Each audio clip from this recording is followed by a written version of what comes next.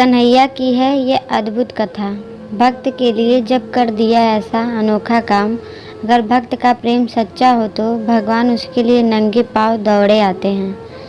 एक बार की बात है, किसी नगर में एक राजा ने एक मंदिर बनवाया जिसमें श्री कृष्ण की एक मूर्ति भी रखवाई, लेकिन उसकी कभी पूजा नहीं की। पूजा करने के लिए मंदिर में एक पुजारी को रखा गया। पुजारी नियमित कन्हैया जी को नहलाता और बड़ी ही श्रद्धा भाव से उनकी पूजा अर्चना करता।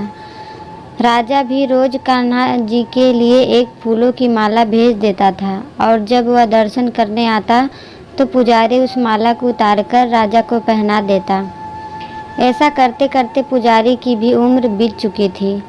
एक दिन किसी वजह से राजा नहीं आ सका तो उसने एक सेवक के हाथ मंदिर में माला पहुंचा दी और कहलवाया कि आज वह मंदिर नहीं आएगा, इसलिए पुजारी उसका इंतज़ार ना करें।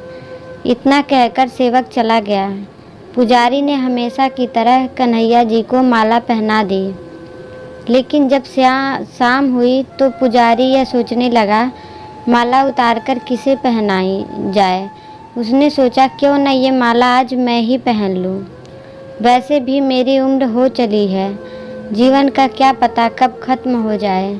इतना सोचकर पुजारी ने माला उतारकर अपने गले में डाल ली। लेकिन इतने में ही सेवक आ गया और उसने बताया कि राजा की सवारी मंदिर में पहुंचने वाली है। राजा की सवारी आने की बात जब पुजारी ने सुनी तो वह डर गया। उसने सोचा कि अगर राजा ने उसे देख लिया तो वह तो मरवा ही डालेगा। आनन फानन में पुजारी ने माला उतारकर वापस कन्हैया जी को पहना दी।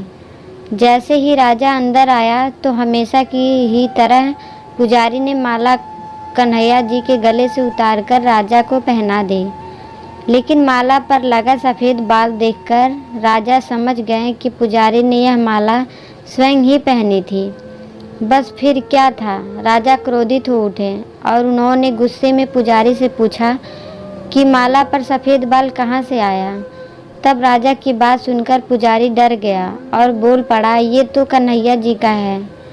अब तो राजा और भी क्रोधित हो गए, क्योंकि कान्हा तो भगवान है और उनके बाल सफ़ेद कैसे हो सकते हैं।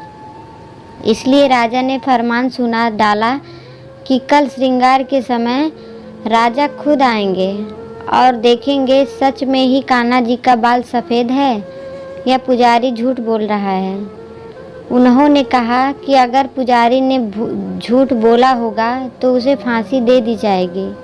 राजा का फरमान सुनकर पुजारी का बुरा हाल हो गया।